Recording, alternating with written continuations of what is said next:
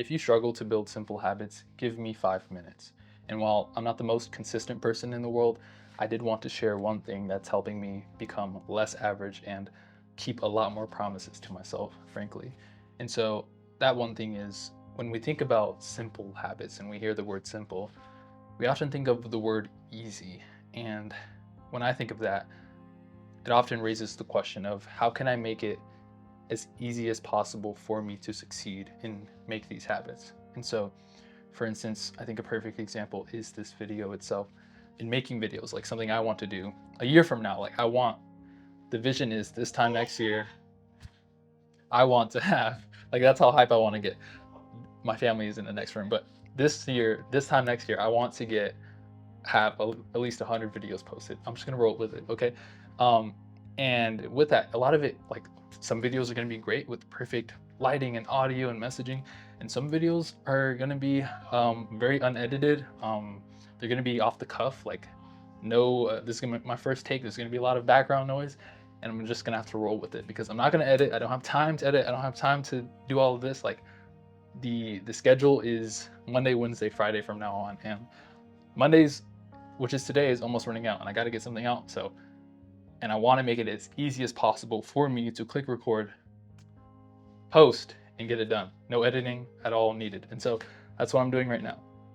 But with that, I think something that separated me from being like only getting one video out a month versus now getting 1 to 3 videos out a week is now because I'm structuring my life in a way that makes it as easy as possible for me to film and get stuff out to you guys. And so with that, this camera setup, I don't know if I can like give you guys like a mirror. I don't have a mirror. I'm not that fancy, but I do have my phone. So like you can see yourself in the reflection there.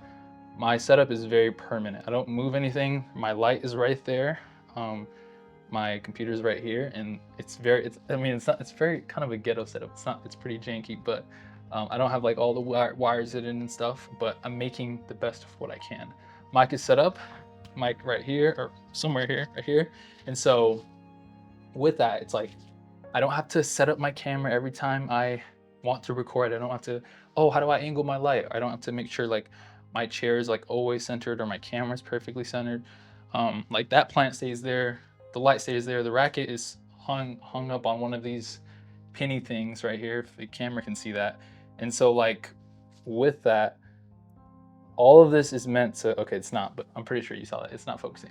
But all of this is meant to like make it as easy as possible for me to succeed. And so I challenge you to think about something in that like that in your life. Like whether if it's the gym, like, okay, how can I make it as easy as possible for me to succeed? Whether that's getting a home gym or starting a plan where you work out at home, or instead of driving to a gym that's 20 plus minutes away, find a gym that's even closer, 5 minutes away. Your scheduling. Okay, instead of postponing the gym or my workout times until after work or after school, where it's more likely for me to skip it or miss it, slow down. How can I schedule it to where maybe I schedule my workouts in the morning so that, okay, no matter what happens before my day even starts, I get my workout done and then the rest is over with. Like there's no excuses at that point.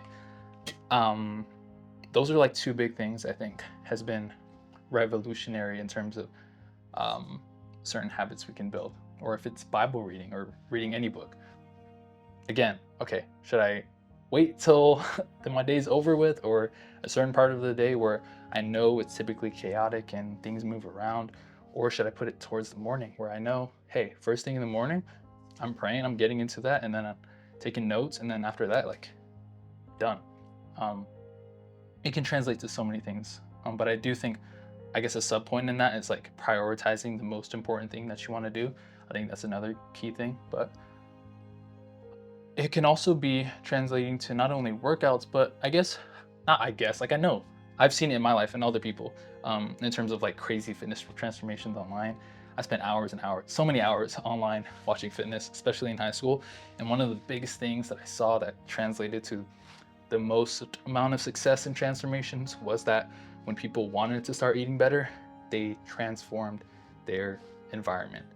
And whether that be certain friends, like, hey, old friends that you have from high school, or friends that you have probably right now, where they're trying to get you to go out every single weekend, spend money on things you don't need or food you don't typically need when you have food at home, and you find yourself overeating on the weekends.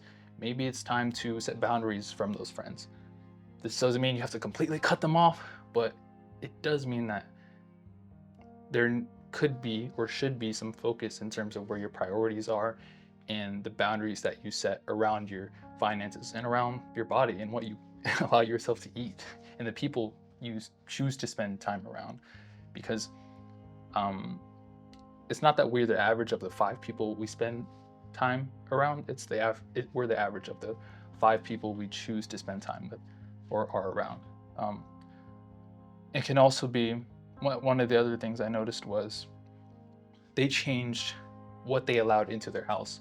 So like when they go to the store and they stick to their list, they're not buying extra snacks or highly processed foods and things that they don't need. Like instead of trying to resist the chips that are in your pantry, just don't have them in your pantry in the first place. I think that's another key unlock that I saw. A lot of people who were able to lose weight or build a bunch of muscle, like that was a key thing. It was like, hey, I'm gonna go to this, I'm donating or throwing away all the food I don't want to eat anymore, and I'm installing all the food that I want to eat and start having on a daily basis. And that way, when I am hungry, my only option is the food that I have and bought. I don't have the option of chips. I don't have the option of ice cream or pizza or burgers. Like it's not even an option. So with that, it's like, again, it makes it easy as possible for you to succeed because you did the hard decision of not buying the certain food in the first place. You made the hard decision of setting the boundary and not even having those certain friends in the first place, so that like the temptation isn't there per se. Yeah, okay, that's it. I'm talking very fast. I need to slow down. What else? Oh, and then I guess another analogy that I wanted to mention, because I think it kind of paints it perfectly. I've yet to think, it's gonna sound goofy, but I've yet to think of a better analogy for this. So there's a anime I watch called Jujutsu Kaisen, and I know it's a crazy name, just stick with me. And in this show, they have an ability called domain expansion, where they'll say their domain, and it pretty much is like a power that they use that makes the entire environment around them suited to like something personal for them. So let's say, I don't know, I don't know how, okay, maybe it's not the perfect analogy, but in short, like if they're in a fight and they're fighting somebody, they turn the environment into something that like increases their fighting power.